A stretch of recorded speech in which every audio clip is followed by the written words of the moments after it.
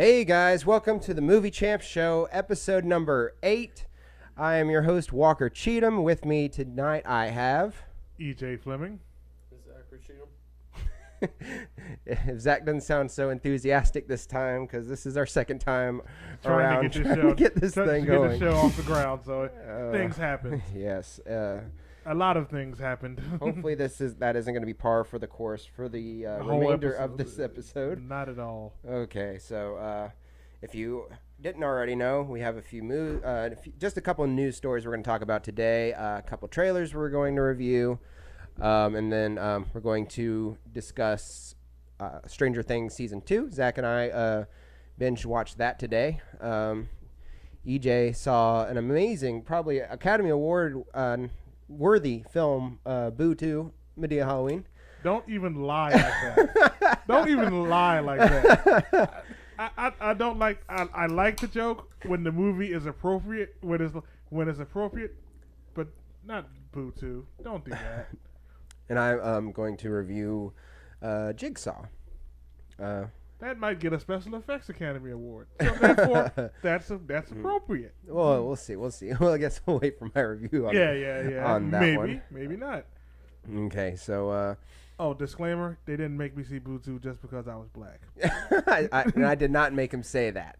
Yeah, he didn't make me say that neither. that was more of a disclaimer to let the audience know about it. Yeah. Because I don't do the torture porn genre that the Saw movies invented. So as I said, I was either going to see Geostorm or Boo 2. I think they invented the term. I don't know that they actually invented the actual lifestyle. No, what I mean. I know what you mean. That's what they call those kind of movies. Right. Yeah. Yeah. The term. I don't think I've ever heard the term until the Saw movies were. That's why I said they invented it. You know. Right. Okay. So now we're gonna go ahead and talk about our first story, which is a.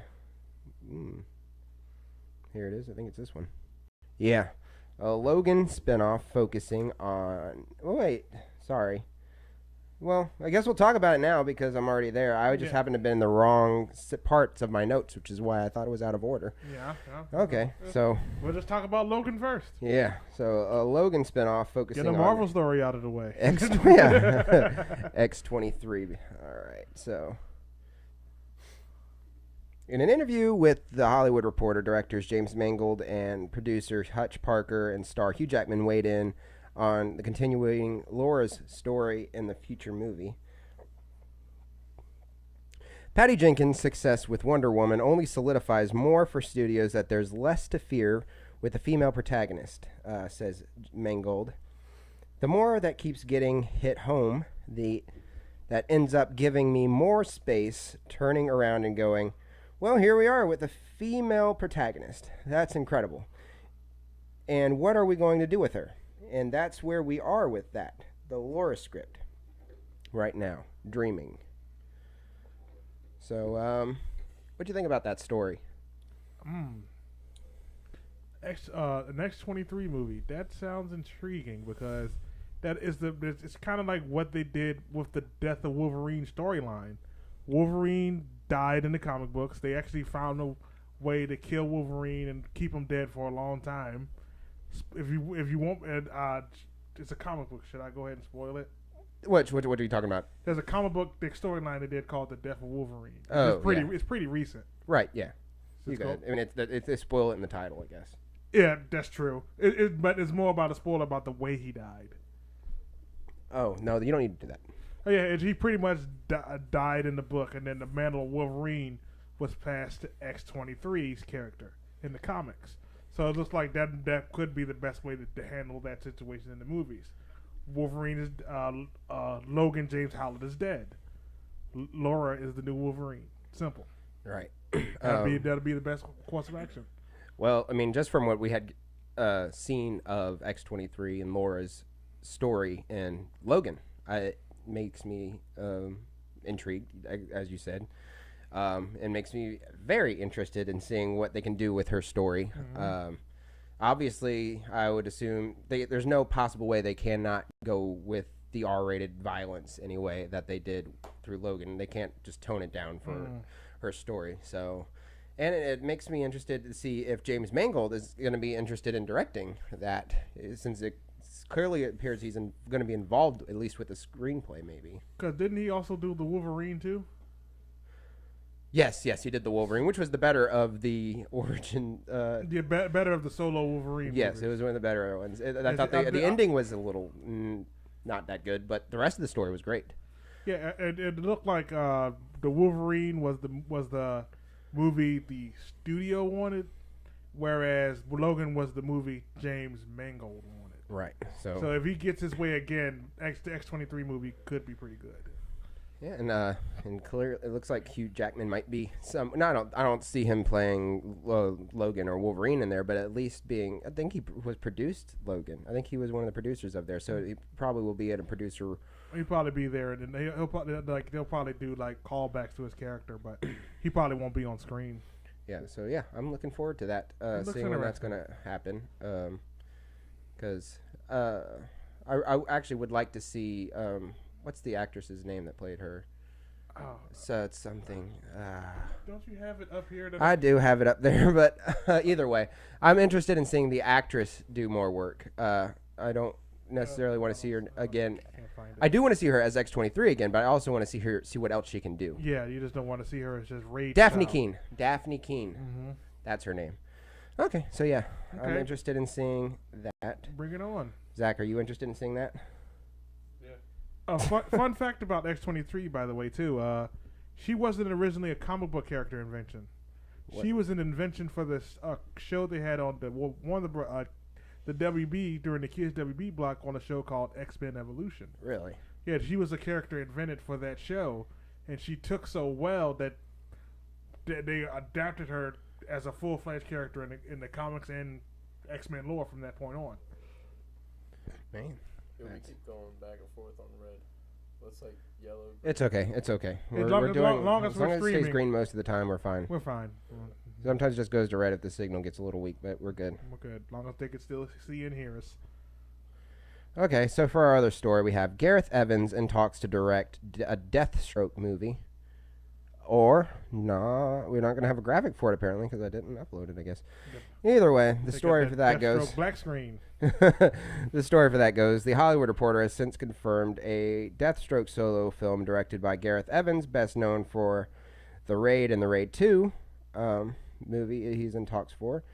The supervillain, whose real name in the comics is Slade Wilson, was first introduced in 1980 comic of the new Teen Titans.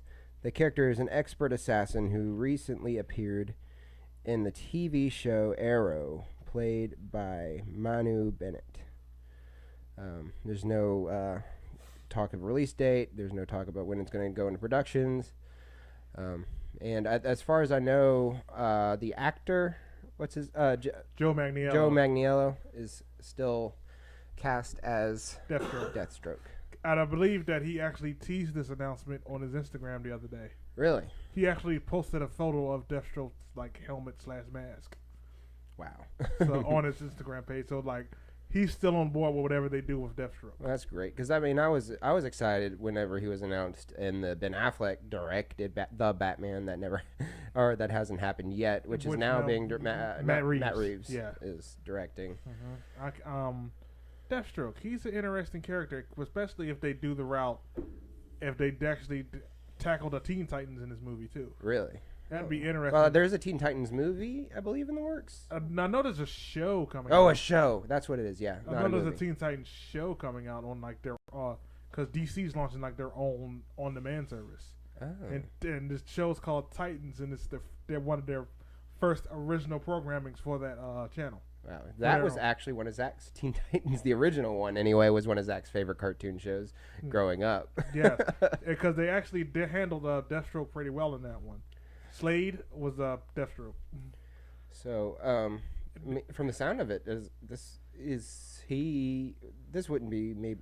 I don't know. It could be an R-rated movie. Oh, it could, because he fights with swords and guns and all kinds of stuff. And with this director, I don't want this director to be held back, because the Raid movies are awesome. Zach and I like to go to YouTube sometimes and watch some of those action scenes that they shoot because it's so. I mean, it's awesome. So raw and barbaric. Yeah, there But was it's the but one. There was cool. one part with a door that it was a doorway death. That was the most creative doorway. I know It's the only time I've ever seen a doorway death. I was trying to remember what you're talking about, but yeah, now I remember now. That was, Yeah. Okay. So, yeah. So he looks like he has a good handle on hand-to-hand combat action and Excellent. hand-to-hand weapons-based combat, which fits Deathstroke so well. So I mean, so far the best directors that that are shooting like those types of action style fighting scenes is him and whoever is doing who I don't know the directors' names that are doing the John Wick series. It was two dudes at one. It was two dudes. One dude. It was two dudes originally. One got credited, one didn't, and I think the one that got credited or didn't get credited is doing the Deadpool movie. Oh, And- David Lech is doing the Deadpool movie, I believe, and then Chad Stahelski. Chad Stahelski, Stahelski. I think, was the credited director for John Wick, Yeah. and David Leitch was the uncredited director, who then did who's left and did Deadpool, and that dude did, I think, John Wick Chapter 2, and didn't he also produce Atomic Blonde? Yeah, did he not direct it or did he produce it? One of them went off and directed it on their own. Yeah. I believe.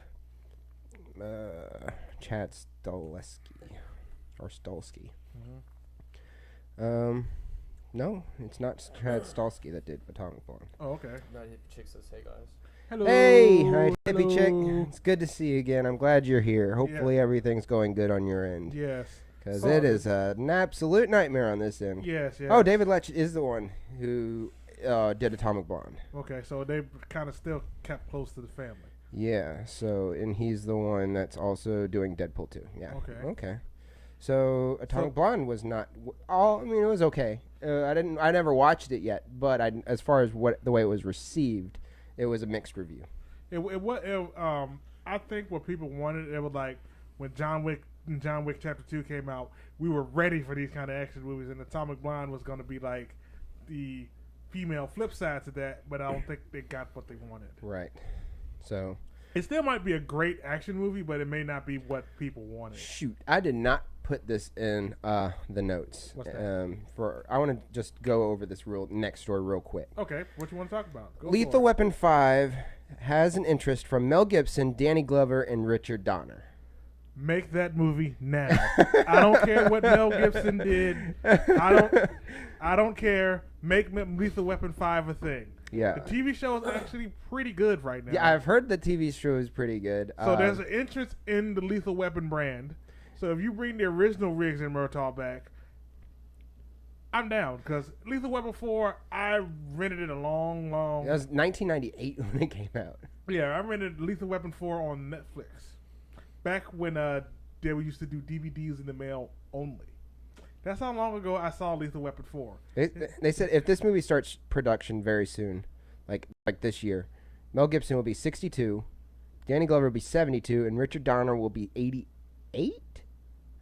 And the last movie Richard Donner directed was 16 Blocks back in 2006. That was was it Bruce Willis movie? Willis Most Def movie. Yeah. I look at it this way: if they all want to do it, So Richard Donner hasn't directed a movie in 11 years. I look at it like this: if all three of the main pieces who did the movie are interested, Do it. do it. Yes. Warner Brothers, stroke the checks, get this movie started. I mean, I don't see how this can't get greenlit with Mel Gibson, like at the top of his comeback right now. Yeah. At the top of his comeback, Danny Glover is still a very respected actor. Yes, he's still very respected. And then Richard Donner's name still carries a lot of weight. And with what's his name? Dang it, I'm blanking on his name. Joe Pesci. Joe Pesci making his comeback with The Irishman next year. Mm-hmm. It would be cool if he can come back too. Oh, yeah, even if he just did a small cameo, that would just be perfect. Yes. Oh my gosh, I want this movie made right away. Yeah. I want this greenlit. I want it to go ahead. in Yeah, production. I want a Mel Gibson, Danny Glover, Riggs and Murtaugh, Lethal Weapon 5. Make it happen, Captain. They're just gonna have like a hard competition with the Always Sunny's version of Lethal Weapon 5. Always Sunny's version of Lethal Weapon 5. Yeah, they will. Maybe they should just go ahead and call it Lethal Weapon 6 because that should be the official Lethal Weapon 5. Oh, I love that. That's awesome. Oh, my goodness. Okay, so back on track with the other stuff in our story. Let's see here. Go ahead and change over here to Zachary Levi cast as Shazam. All right. Here's the actual story. The actor will star in the DC comic book adaptation Shazam, which follows a boy named Billy Batson who can transform into an adult superhero by uttering the magic word Shazam.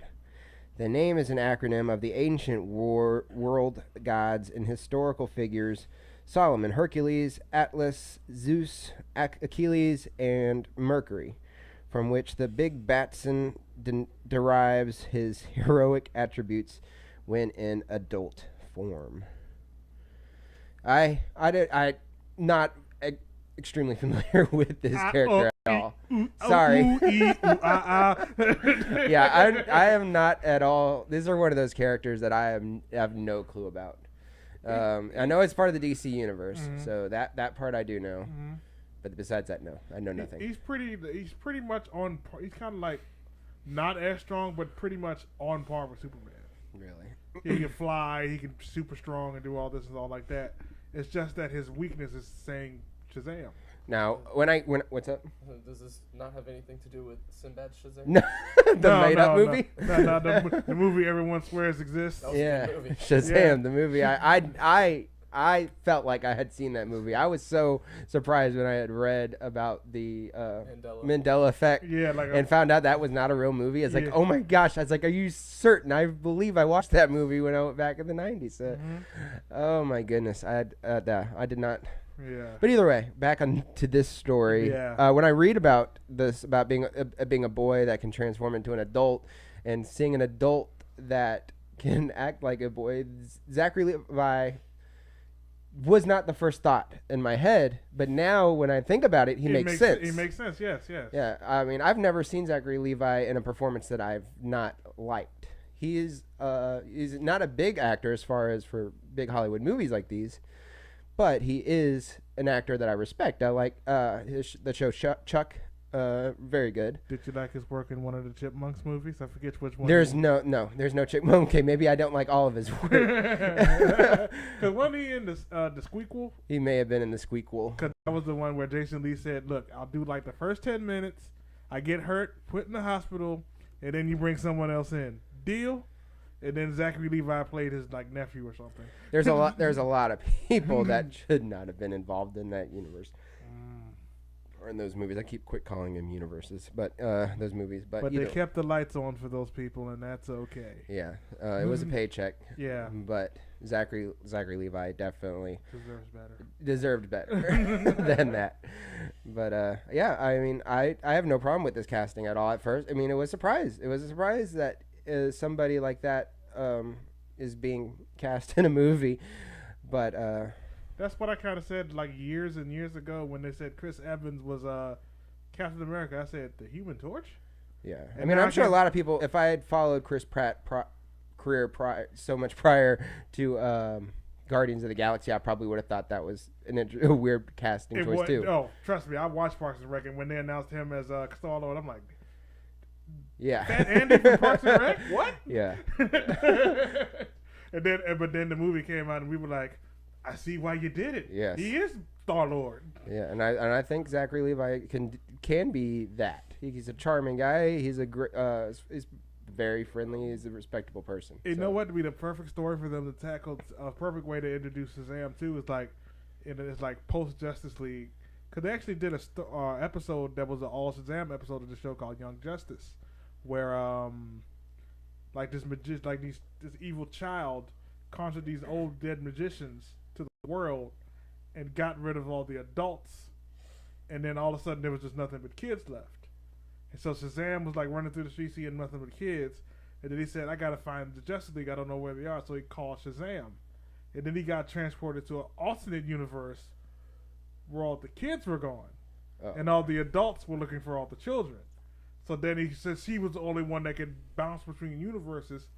He was the only one that could lead the fight against the magician, and it was a pretty cool episode because he would like go find out information in one world, come back and switch forms, and then talk to them in the other world, and they had to coordinate a strike to break the curse from 2 different dimensions. Man. And that was pretty cool. Well, that's yeah. Well, that's It was very well done. okay. And here's one cool wrinkle about Shazam too. Even though he gets bigger, he doesn't get older. He's still like 11. Really? He's still like mentally 11. So he'll still say the things he says as a child, even though he looks like Zachary Levi.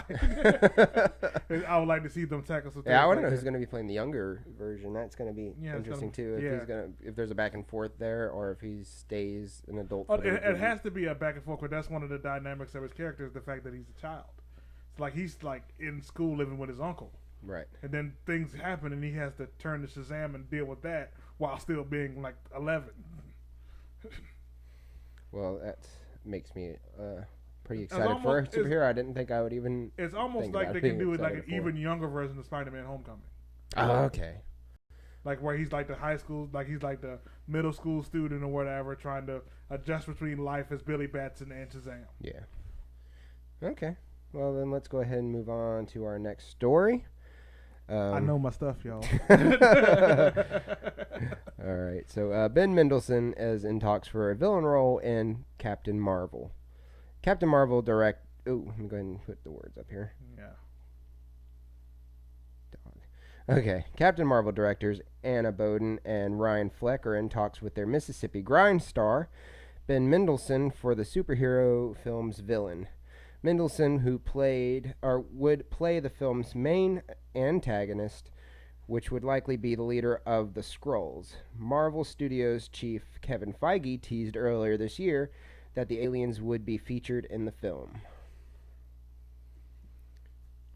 Okay. What do you think about Ben Mendelsohn playing a villain? If you watched our daily talk show, or whatever it is, not a daily talk show, but our daily news show.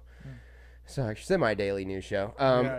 Something we only just started a few days ago, so don't feel like you. And it's like, an experiment. Yeah. I don't know if I'm going to keep it around just yet. Yeah, but, we gotta see how it works. Yeah, it's a lot more work than I thought. Yeah. Anyway, Ben Mendelsohn. I mentioned how about Ben Mendelsohn has played a villain in Star Wars Rogue One. Uh-huh. He's going to be playing 2 other villain roles, one in Ready Player One and one in an upcoming Robin Hood adaptation. Mm-hmm. So, and I believe was he in one of the Batman movies? I think he was in like Dark Knight Rises. Briefly. Was he? I'm going to look it up real quick, but I believe he was in Dark Knight Rises. I think he was one of the No, he was in actual Dark Knight. I think either I don't know. I know either Bane. I think if you're thinking of the one that he put his hand on the shoulder, then he like broke his neck or something. Yeah, was that not? I think Mendelsohn? I don't think that was him. I just remember his mouth. That's the only, he's got an interesting mouth that I felt like I remember seeing in a Batman movie. Okay, that's an interesting phrase that I want you to think. He has an interesting mouth. I know. When I think about it, I don't think I should have said that, but that's the way I remember it. Dark Knight Rises. He played Daggett in Dark Knight Rises. So it was something Bane involved. Mm-hmm. I know I remember seeing his lower half of his face, and I remember that feature of him being in a Batman movie. Okay, I'm back to the Captain Marvel Skrulls thing. I'm interested to see where they go with this, because legally they have to create a new Skrull for him to play. Because even though they're tackling the Skrulls in the movie, legally they only have rights to the Skrulls as a race. Really? Yeah, a lot of the key Skrull characters are technically Fantastic Four characters. Do you know? Oh, okay. So like Super Skrull and like a few of the Skrulls they mentioned by name in the comics. And who are they're like their main group that they fight? Did they say it was Kree? Yeah, they fight the Kree. The Kree, and the Kree have that's like They've been on Agents. They've talked They've about. been on Agents and Shield, and they've also what's the main bad guy in Guardians of the Galaxy? Not the main bad guy. That's Thanos. Ronan the Accuser. Ronan the Accuser is part of Kree. Yeah, he's Kree. Yes. So the Kree exists, and then we just haven't seen any Skrull yet, as No. far as the movie universe yet. What they're probably gonna do, they're gonna do the Kree Skrull War with Captain Marvel in the middle. Okay. Yeah, that'll probably be an interesting thing to see, and then they'll probably show you why Ronan the Accuser is the way it is since it's set in the 90s. Oh, that's true. Yeah. So because Guardians of the Galaxy is set in 2014, so this movie is set pretty much maybe 24 years prior to the events of Guardians of the Galaxy. all right, so we might see some crossover into their universes, at least some of the characters anyway. Yeah. Maybe you see like the origin of Rocket or somebody. Oh, that would be kind of cool. Or like show the destruction of Drax's world, and why that's what makes him Drax the Destroyer, because they said the Kree destroyed his planet. Oh, that's true. Oh, wow. Yeah, that would be kind of cool.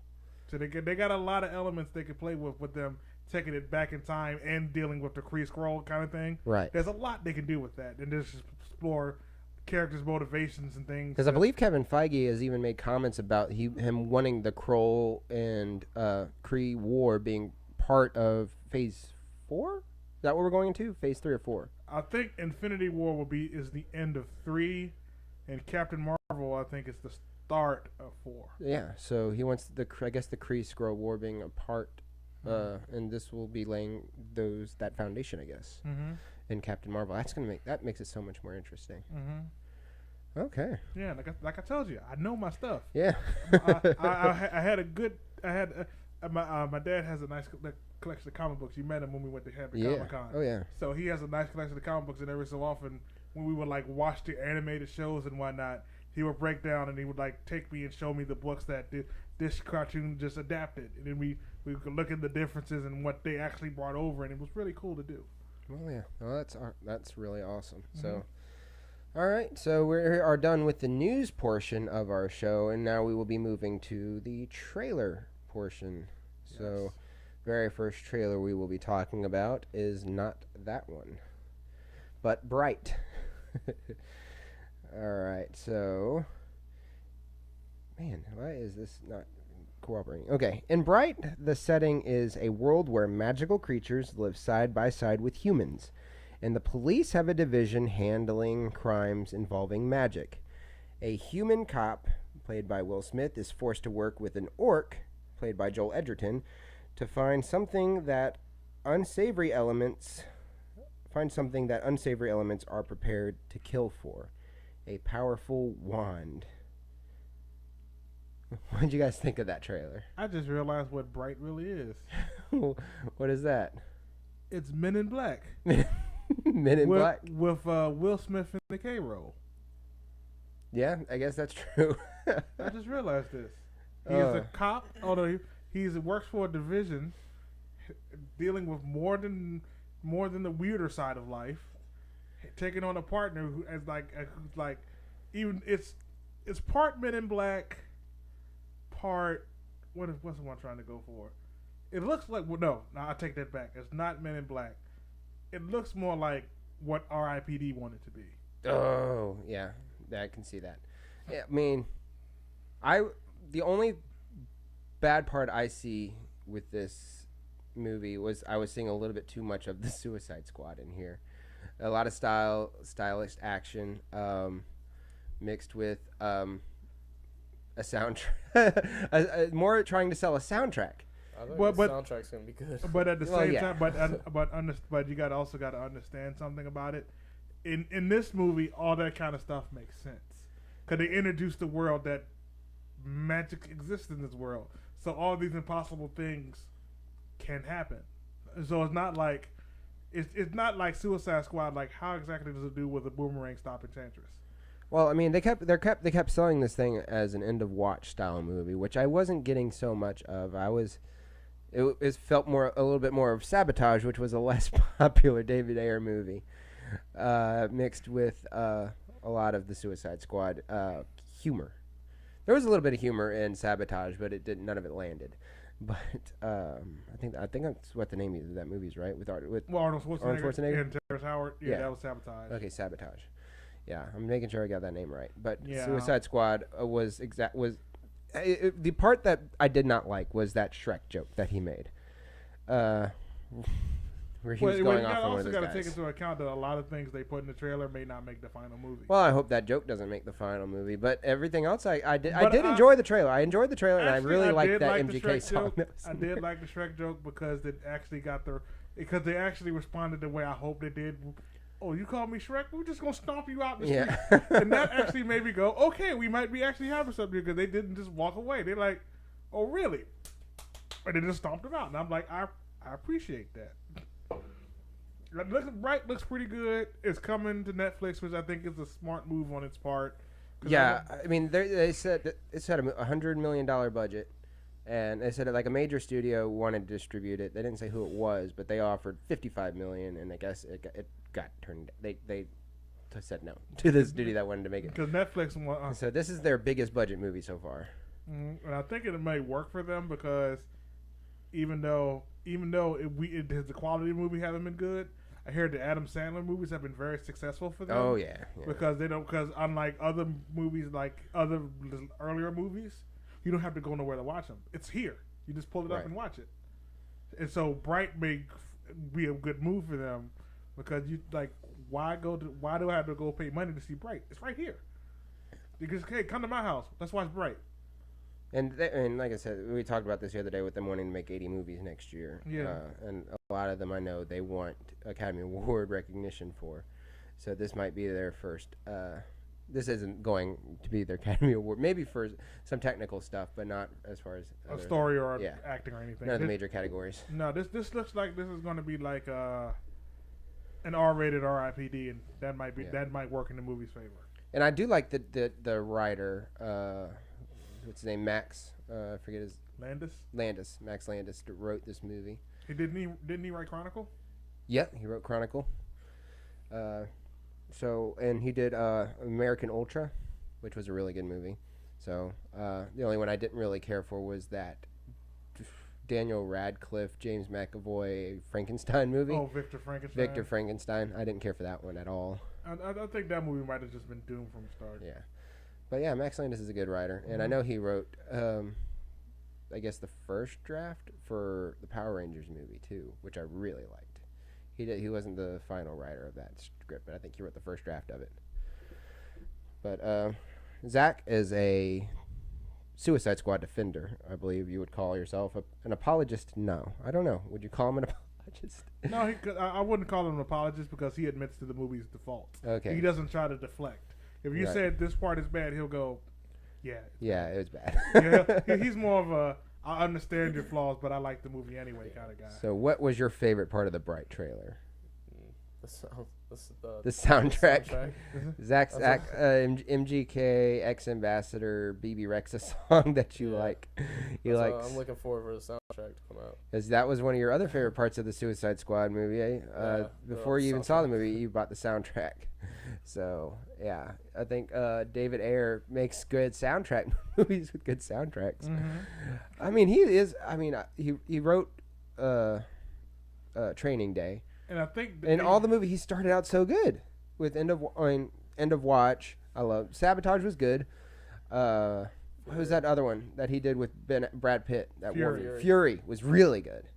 So I mean, Suicide Squad was his only misstep in my book. So it was was that dude? And that was less his fault, or was that the studio's fault? It's the studio's fault. I think they even paid him to not blame them so hard. So yeah, because the more I look at Suicide Squad, the more I go, hey, some of the stuff in this movie doesn't add up. Yeah. So, I'm still looking forward to Bright, even though I just didn't like that joke. But it did stink a little bit of Suicide Squad. One joke does not ruin the trailer for me. No, and maybe it'll work better in context. But yeah, maybe it'll work better in context. When you just play something out of sequence from a movie, it can not land. But when you play it in the sequence of a movie, it may work much better. Yeah. Oh, and shout out to the makeup work on Joel Edgerton. Oh, yes. I was shocked to find out that was him. I remember seeing some on-set shots of them in their uniforms and saying, "That's Joel Edgerton. He looks huge," and he's not a huge guy. But, All right. man. So, well, we spent a little bit of time on that. So now we're gonna move on to Den of Thieves. Let's see. Mind if I read this one? Can you read it from there? Yes, Yeah, go ahead. Yeah, if you can read it. Yeah. A Los Angeles crime saga in the vein of Heat. Den of Thieves follows the intersecting and often personally connected lives of an elite unit of the LA County Sheriff's Department and the state's most successful bank robbery crew as the outlaws plan a seemingly impossible heist on the Federal Reserve Bank of downtown Los Angeles. All right. So, well, this definitely did not look like a geostorm to me. No. Did not look like Geostorm. It did not look like Gods of Egypt. It didn't look like, well, and yeah, it didn't even look like Olympus Has Fallen, which isn't a bad movie. Didn't look like London Has Fallen, which is a bad movie. Yes, London Has Fallen is a bad movie. Mm-hmm. But this actually looks like a decent, maybe return to form for Gerard Butler. How many returns to form has he had, though? No, just one with Olympus Has Fallen. Everything else is utter dumpster fire. So it's the second return to form. Well, he fell to form in whatever he did after 300. Yeah, Because he did what? Phantom of the Opera. Phantom of the Opera was way before. Okay, 300. he did The Bounty Hunter. What about That was bad. Law-abiding citizen. Was that Law-abiding citizen. That was that considered a return to form, or was that right I around think his heyday? That was right around. That came out shortly after 300. So that was around his heyday. Okay, so that was right around his heyday when he was one of my favorite actors working in Hollywood at the time. And then only thing that doesn't make his name complete mud. Surprising. 43. No, Not movie 43. No. The How to Train Your Dragon franchise. Oh yeah, I mean, but that didn't help anybody's career, but it didn't hurt anybody. Because I mean, you don't see anybody else working outside of that movie. Like Well, Jay Baruchel does not do a lot outside of that. He has that show, Man Seeking Woman. Oh well, yeah, I don't watch a lot of television, so I guess I missed that. Yeah, he has Man Seeking Woman. Yeah, there's a lot of and some Seth Rogen stuff, and he just directed that hockey movie, the Goon. sequel, Goon. He did Goon 2. He Mhm. directed Goon 2. So yeah, there's a lot of actors getting work. It's just what it is. TV is actually making a comeback. Yeah. So a lot of the actors that you would normally see in movies are actually doing TV shows now. Like I just saw a trailer to a TV show called 911 that had Angela Bassett and I forget who was the Angela Bassett. Wow. Angela Bassett and I forget who the Connie Britton I think it was. Oh man, yeah, Connie Britton. She's in every TV show. Yeah, she's like the dispatcher that you put when you dial 911. Yeah. She's working as the dispatcher. Well, on the that show. sounds like an interesting concept. Yeah. But yeah. Anyways, back to this. We'll get back to the story. Sounds intriguing. Yeah, it does. And it's interesting to see 50 Cent. That's the only thing that almost takes a little bit of credibility from it for me, besides Gerard Butler. Yeah, 50 Cent being in it kind of hurts it a little bit, but then having Ice Cube's son O'Shea Jackson. Yeah, Jr. yeah, in it that is things. bring some credibility back to it because he was just so good playing his dad in Straight Outta Compton. Yeah, and he's got another movie coming out. I forget what it is. Either way, yeah, he's on. He would be on a good streak if this is a good movie. Yeah. He was pretty good in Southpaw. Southpaw. Was he in Southpaw? Yeah, he played his manager. You're talking to Mike though. Nobody can hear you. He played Jake Gyllenhaal's manager in Oh, Southpaw. okay. Yeah, that's right. He did. I didn't see right. Southpaw. You saw Southpaw. I watched it with you. I was probably on my phone the entire time. I actually like Southpaw. Okay.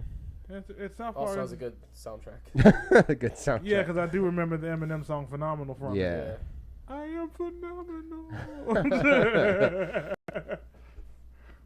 Gosh, you know what I did not put in the notes? What's that? I did not put box office predictions. Oh. I have them. And we did Bright. We did Den of Thieves. We have Mudbound. That's the last thing we need to talk about real quick, and then we'll move on to box office predictions. Mudbound. That looks really... Mudbound. Okay, so where's it in my notes, though? Oh well, I'll just try it. I'll read Can it you from- read it from there? I can read it can't from read. here. I don't know if I put it in my notes. It said, Laura McAllen is trying to raise her children on her husband's Mississippi Delta farm, a place she finds foreign and frightening. In the midst of the family struggles, 2 young men return from the war to work the land. Jamie McAllen, Laura's brother-in-law, is everything her husband is not, charming and handsome, but he is haunted by the memories of combat. Ronsell Jackson. Oh crap! I didn't know you were still going. There you go. Keep going. Ronsell Jackson, eldest son of the black sharecroppers who live on the McAllen farm, now battles the prejudice in the Jim Crow South. Man, that was a powerful trailer. It really was. Oh my gosh, that looks. I'm hearing really good things from film festivals and stuff where this has been playing. That movie looks like it's going to be brutal and sad. Man, and it's directed by Dee Reese. It's perfect. There's another good movie to watch at home with a box of Kleenex next to you, because I feel like you're going to cry and cry a lot. Yeah, it's got Carey Mulligan, Garrett Hedlund, who I'm hearing is getting really good reviews, which is good. He's a great actor. He just he doesn't do a lot, and some of the movies he picks are kind of. I mean, no, he gets cast in good movies. It's the roles that he's given in those movies that don't let him stand out quite so much. He was in the first time I remember seeing him was in Four Brothers, I think it was. Is that Mark Wahlberg. Yeah, Mark Wahlberg. Yeah, he played one of the brothers in that. Mm-hmm. And I think he was in. Oh, it was a Kevin Bacon movie. No, hang on. Let me look him up real quick. Mm-hmm. You want to keep talking real quick about it? Yeah. Mudbone looked really. Not Mudbone. Mudbound. Mudbone was the Richard Pryor character. Yeah, Mudbound. Looks really good. It actually may give Netflix another Oscar nod this year. Yeah. Because another. Mhm. Wouldn't this be their first? They got a couple. Did they get any nominations for that? I'm talking like Best Picture. I know they for got, Best Picture? No, they didn't get nominated for Best Picture. I know because I remember all the buzz about Beast of No Beast Nation of No Nation getting nothing. getting nothing, even though it was right from what I hear was rightfully deserved it. It deserved it, but they didn't give it one because they felt it went against the current box office model because it went to Netflix. Death Sentence. That's the Kevin Bacon movie I was thinking of. He was really good in that one. Yeah, that's the Death Wish like movie. Yeah, it's based on another book in the Death Wish line. But the first time I really remember seeing him where he actually stood out a little bit was in a not so terrible, not so good movie, Country Strong, where he showed his singing ability, which was the first time he actually played a role where he actually stood out to me. Okay. And then he was like, right after that, he did Tron Legacy and stuff like that. And that was him. Okay, yeah, Flynn's son. Yeah. Oh, okay. But more recently, the last role I actually remember him playing, that was actually pretty bad. He was in that Peter Pan movie. I think it was just called Pan. That really bad one. Oh yeah, I remember Pan. Yeah, that's what critics did to it. Pan. Yeah, but Inside Llewyn Davis was the other one he was in. He was marble mouth, almost like Jeff Bridges, the entire time, which he didn't get to show. He was like the only person that didn't get to deliver a really solid performance in that movie, Inside Llewyn Davis. But yeah, I mean, he looks really good, and I'm glad he's actually getting some good reports on his acting for this movie, because I mean, Jason Clarke, who is another really good actor that doesn't get a lot of good roles, is in here. Jason Clarke, the last. And Jason Mitchell's in here too, from Straight Outta Compton. Yeah, he was Eazy-E, and then he was also in Kong Skull Island too. Mary J. Blige. It's got a pretty good cast in here. Pretty Oh my gosh, what's his name? Jonathan Banks from Better Call Saul. And Breaking Bad. He, I hope he gets something like Oscar nomination for Best Supporting or something for. I mean, I'm judging just on the trailer. I can just see these performances, and from what I hear about this being an actually good movie, makes me excited about everybody involved, because this looks like a great acting piece for everybody. So to see Jonathan Banks actually may get, if he gets nominated for anything. I'm hoping he actually has a performance that's Oscar worthy, but he did a pretty good performance in the trailer. So I definitely suggest you guys check out the Mudbound trailer if you haven't already, because it looks really interesting. So that's it for our trailer time. So now we're actually going to talk about some movie reviews, so then we can go into our box office prediction and see what we're going to be giving some of these things. So our very first thing that we're going to talk about, this one's probably just going to be me and Zach for a little bit, because it's the Stranger Things Season 2. And while y'all talk about Stranger Things, I'm going to stand up and stretch out a little bit. Okay. Because I'm starting to catch a cramp in my leg. Got you. Okay. So Stranger Things Season 2. I don't want to give away too much of this story here. So, because it's a lot of it is spoilers. If you have not seen it yet, we're not doing a spoiler review here. This is, this is strictly just a, pretty much just an overview. So, anyways, this is, how should we start this out? You want to talk real quick about it? You can go first. Jesus. Okay. I'll just chime in. All right. Anyways, gosh, I don't even know. I don't even know where to start here. This is not an easy show to talk about without doing spoilers. We get all the kids return here. I don't know all their names. Mike, Will, Dustin, Luke. Mike, Will, Dustin, Luke. Sorry, I'm not feeling 100 today. And 11. Yeah, Mike, Will, Dustin, and 11, and Luke. we are introduced to a new character. Do you remember her name? Maxine, Max. We got a couple new characters here. All of them, I always seem to start off with the negative. I wish that they had Max and her brother. Do you remember her brother's name? Billy. Max and Billy are two new characters that are introduced in this season. They start off like really complex. Like you don't know what's going on with them. They both have really bad attitudes, somewhat, towards the characters of the show, the boys, as far Dustin and Will and all them. Because Max wants to be part of their group, but she pushes them away quite in the beginning, and then when she actually starts to want to become, she starts to actually want to be part of their group, she gets pushed away from the group because of things that are happening that they don't want her to be part of. But I wish that they had fleshed out those characters a little better. We do get to learn a little bit of why they have this attitude towards other people, but it's more, it's not introduced in the best sort of way, and it still doesn't explain a lot of Billy's character, of why he's such a horrible person. I mean, they do explain it a little bit, but it didn't seem valid. Yeah, it didn't seem quite so valid to me, but maybe it could have been a little worse. I was hoping it was something way different, but it was. To me, it seemed like it was kind of like a cop out. Like they're like, well, we need to figure out why they're like this, and like, oh, well, let's just take this route with it. And I mean, she's in the trailer, so this isn't we're still not going to spoil too much of why 11's in this season, but you do see her in the trailer, so you do obviously know that she returns this season. There's some story elements of her. We get a little bit more of a backstory on her, which is a little bit interesting, but we don't see a lot of her in this season. That's not a spoiler. We don't see a whole lot of her this season.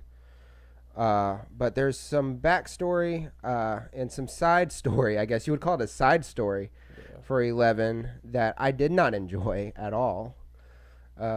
It seemed like a totally different movie that we were going into, and then it didn't lead up to a lot. It was a whole episode. Yeah, it was a whole episode, which was a side story for her. You don't see Dustin, Will, or Mike, or any of them. You just see this whole episode is the side story, and it just, to me, was unnecessary. I wasn't a fan of it. It seemed like a waste of an episode because of how short the seasons are. Only 9 episodes. It made me mad that we wasted an entire episode on it. Yeah. So this was not a bad season. I know I start off with all the negatives. That's just the way I roll. But this was a very good second season. That's why I was so upset with that episode. Because I said, oh man, we have 8 episodes, I believe. There's 8 episodes 9 episodes? There's 9 episodes. There's 9 episodes of this season. And we're wasting an entire episode on this one. I have a question about this season. How long was season 1? Season 1 was... Here we go. I have it right here in front of me as for IMDb. It's like 8. Because there's 17 episodes total of Stranger Things. Why am I not getting the season breakdown right here? Oh, here it is. Episode guide. So... Here we go. Season 2. And there's season 1. Yes, it's 8. 8 episodes. Okay, so there's 8 episodes both seasons. Okay, reason why? 9 season. 9 season 2 and 8 in season 1. I'm thinking reason why he's counting 8 because he's not thinking about the one episode y'all are just talking about y'all don't like. Yeah. So maybe. He's like, it's 8 episodes and then one. It's 8 episodes extra. to me. There's one episode that I could have did without. So yeah, the one time we do get to see a lot of 11, it's on a side story that I don't care to go on. It lost a lot of focus in that episode. It's like this isn't like a network show where you get 22 seasons and you can go ahead and do one of those side episodes in it to try to flesh out the story. When you only have 9 episodes, you need to stay a little bit more focused.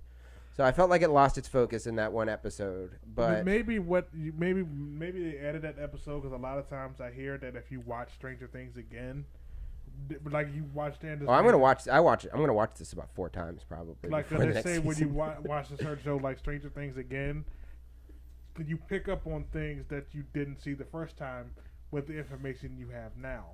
And maybe the episode when you watch the season again plays into something you're not thinking about at the moment. You go, and then when you watch it again, the episode makes you go, "That's why they did it. It wasn't a waste. There's something here that this ties into." You just don't see it yet because you're watching it fresh. But then you get to the end, and then you watch it again with the new information. You start to put the pieces together in a way where it goes that you didn't see it first. Right. So maybe that episode will do that to you. You may change your mind on it when you watch it again. Well, I mean, yeah, this episode, it took 11 to a character where she needed to go. Yeah. She needed to learn from this experience that she was going on. So it was a learning experience for her, but I felt like they could have done a different story for her to have to learn this lesson that she learned going on this little side journey. But just for me, it lost the focus. And the other thing was it focused on some characters that we didn't focus on in the first season, but I thought it was for good reason, because you don't get to see so much of the gang together, which was the best part of the first season. So this was a way to flesh out some more of the characters that you didn't get to see so much of in the first season. But like I said, this is only 9 episodes you're given to do this with. So the stuff that you kind of liked about the first season, you're not getting in this second season. Like you had the camaraderie between all the guys together. Because like I said, they're all going on their separate journeys quite a bit in this story, with Will barely being in the group again, but you do see a lot of Will, but it's not with the group. Now I have a question about that too. What's that? When's season 3 coming? Season 3 is more likely it's going to be next year, right around Halloween again, probably. Depending, they've already greenlit season 3 and 4. Because maybe it might be a situation where they told the story the way they did because they know season 3 was going to come back faster than season 2 did. Well, they timed these out pretty well because they're given enough time for... Millie Bobby Brown just finished wrapping up Godzilla 2. So I don't know if she's going to be in Godzilla vs. Kong or anything, but either way, it's the shit that'll probably be shot after she shoots season 3. So they're working this out in a way where the kids can go and do their movies right after they finish these, because they shoot them real quick. But yeah, season 3 will more likely be a year 2 years from now, probably. Did it come out last October? Last October. So we didn't wait 2 years. So we waited 1 year. Okay. So yeah, it'll probably be next October. But I hope not. I hope it's sooner. But I mean, I know you hope it's sooner, but it's not going to be any sooner than next October. But yeah, I mean, it was a very good season. It was an excellent story. It just loses focus a few times. And focuses on some things that I wish we didn't focus so much on, like Will. I didn't care about Will that much. We didn't see Will so much in the first season because he was in the upside down. And most of the time in the first season. So it's like, well, you know what? We didn't care so much about Will the first season. Why do we want to care about him now? Yeah. So why we didn't need to see so much of him this time. But I mean, it was a cool story that they told for him, but it took away the focus from all the people that you would rather be seeing. Mm-hmm. Is all. And then the interaction between 11 and Mike was... Is that a spoiler? If I just say that it wasn't as cool as the first season? Because that was another cool relationship that they had built up in the first season that is... since they're separated somewhat for this season, it's kind of cool to see how much they miss each other. So you get to see that connection that they have from being apart for almost the entire season. Yeah. So I like the cool connection they had together, but now you get to see how that connection works when they're apart. So that's something that we'll have to deal with as an audience. Mm-hmm. But yeah, it's a solid second season though. I don't want to bash it because there's if I'm going to talk about the good in here, excellent writing, an excellent story. Mm-hmm. There's a lot more horror in this one than there was in the first season, which was really cool. The special effects in this is breathtaking. It's not a lot of like the TV special effects made for TV seems fake, whereas this one is very real and very gorgeous. It's something you've never seen in a TV show before. And this felt like a 9-hour movie, which is amazing to say that because we did binge watch this, but it just felt like a really cool 9-hour movie that we wish was longer. I wish this was a 14 to 16 episode series rather than a 9 episode series. Yeah. I mean, good to know. Every episode. I will check Stranger Things out. Yes. Yeah. It was every episode will end on a cliffhanger that you're like, oh, so now I gotta start the next one. Because today, I had my daughter's birthday. Yeah. Or her birthday party, and I was. We rescheduled the birthday party. Yeah, I was like, it's her first birthday. I woke up this morning. The first thing I woke up this morning, started playing that first episode, and binge watched all the way up till, I think, the 7th episode. Yeah, and I was like, oh, I'm like, all right, I gotta go. I'm like, I gotta go. I gotta pick up things for her party. I gotta get her present and everything. I'm like, all right, I'm just gonna cancel the party, reschedule it. I'm like, I gotta keep watching this. It was, I mean, that would have been a special thing to do had you had canceled your daughter's first birthday party. And shout out to Lootwear for the appropriate attire to binge watch Stranger Things that I got to wear today. Yeah. 10-4. You have nothing. But it was great. I have a black shirt too. Mine doesn't have anything Stranger Things related on it like his does. That's a nice shirt, by the way. You actually do have a Stranger Things shirt. I do. You just didn't wear it. Even think about wearing it. Oh. That's unfortunate. Yeah. Anyway, back to my review. Go ahead to finish your review. Yeah, there was something that they probably did it on purpose, but it was aggravating that they would do it. Is each there was probably like 3 different stories going on in each episode. Yes. And one particular part will be like getting really interesting, and then they'll cut away from that. Yeah. And then go to something that you don't care about. That I just do not care about at all for like a good portion of the episode. Yeah, that's by design. And Hopper, Dave, what's his name? Jim Hopper. But what's the actor's name? David Harbour. Excellent in this season. Because he was really good in the first season, but he was awesome. He kind of took Who's our favorite character that we did not care about the last season that we did care about this season? Steve. I've always cared about. You cared about Steve. I don't remember if I liked Steve. I need to watch season 1 again because I don't remember liking Steve after the first season because I was upset about what's her name choosing. Nancy. Nancy not choosing Steve. Yeah, she chose Jonathan. Or no, she chose Steve. Steve and not Jonathan. Did not choose Jonathan. I thought I liked Jonathan the last season and didn't care for Jonathan in this season. Didn't care about him at all. He seemed like a real wuss. He was crying a lot. Yeah, there was a lot of crying involved. I was like, wow, you cry a lot, bud. No, I've always loved Steve. Was always one of my favorite characters. I even though he was like a jerk in the first season. I know. I was always like, why don't I hate this guy? Yeah, Steve was awesome in this season. Hilarious. I cheered for him the entire time. So apparently we're going off and on, offline and online. We keep going on offline and online. Good gracious. Are we online right now? How are we looking on your phone though? I mean, we're online on my phone. Have we been messing up? Oh. That didn't sound good. What was that? What was that?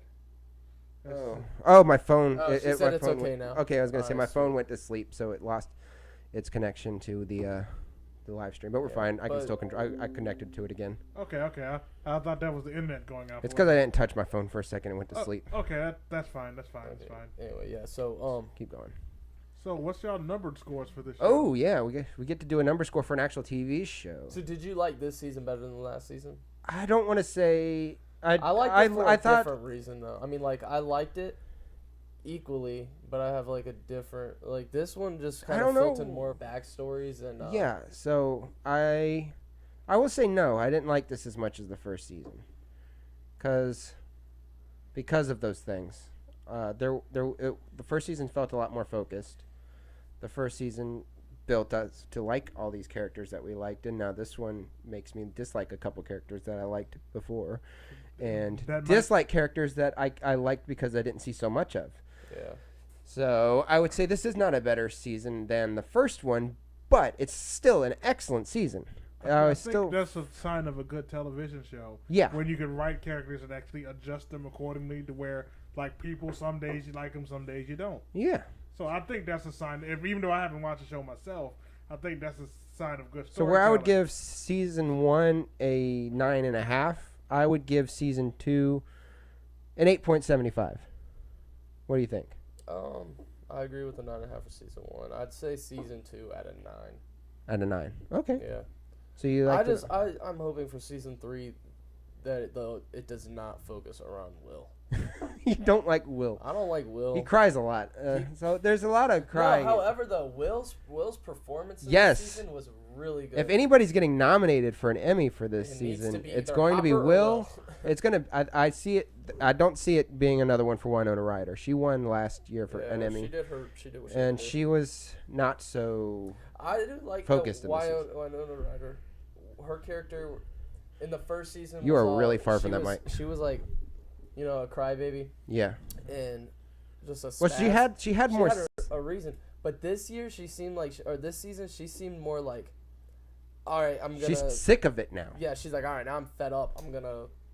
Like she was actually kind of. Yeah, they just didn't give her Emmy. They didn't give her an Emmy moment in this one. Yeah, though. But she did. She went hard as her character. Like went hard. Like she's like, all right, you know what? We're gonna kill it. I'm done. Like. Yeah, she was a lot more strong in this season, is what. As opposed to Jonathan, who in the first season was trying to take the rings. Yeah. And then this season he's like, Mom, you got this. Mom, Nancy, why do they look like that? Oh gosh, yeah. So I think if anybody's getting nominated this season, it's going to be Millie Bobby Brown.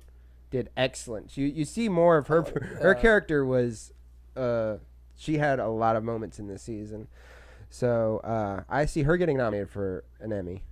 I can see Will getting nominated for an Emmy because he did have a solid performance. I just felt like we saw too much of him.